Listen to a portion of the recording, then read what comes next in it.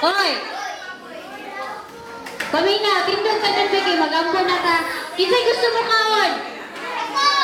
Kinsay gusto mo kaon? Ko! Taas kamot!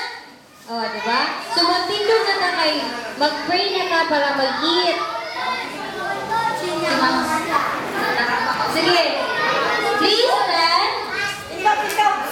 Tindog ka. Hoy, ako'y gamit kay Pulo, ha? Tulion ako, babe. Tulion ako, mag-nurse na ba ko? Sige, mag-tindog ka kay mag-pray na ka.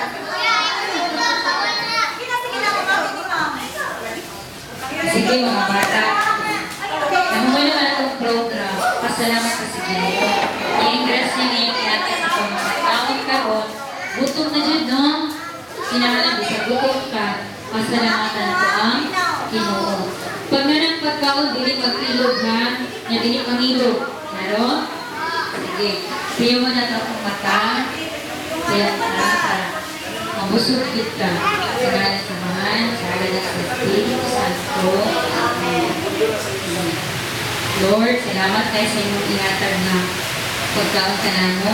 Apan mas nagpasalamat kami tungkol ka nalipay ni, nabibo ni, tungkol sa programa ng inanay ni Ate Kate, uban sa iyang mga kauban, iyang mga dinikanan, sa iyang mga cousins, iyang mga schoolmates, mga kailan.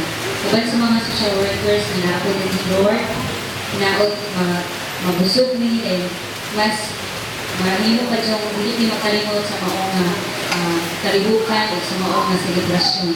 Nga sa ulog ni Ate Kate ang iyang birthday, uban ka naman sana ni Ate Kate. Busa Ginoo, kaya sa taas ng kinabuhi, daghan pa din kita ang palina ni Ate Kate, yung matapang sa mga palina namin ng mga safety. Kaya kanan, ang ipagsalamatan kanino sa mga Jesus, na ang Ginoo. Amen.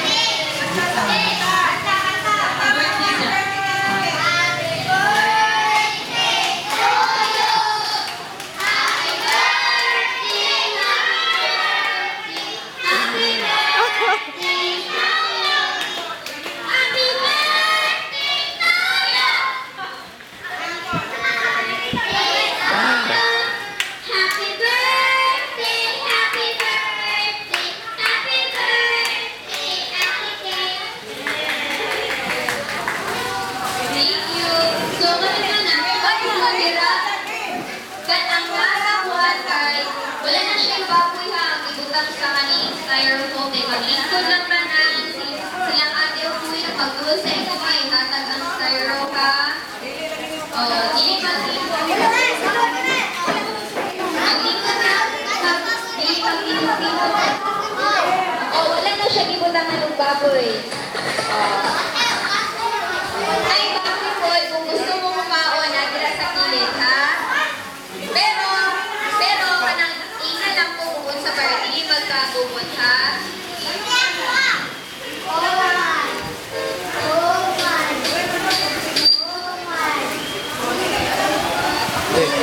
Asa siya dito? Nasa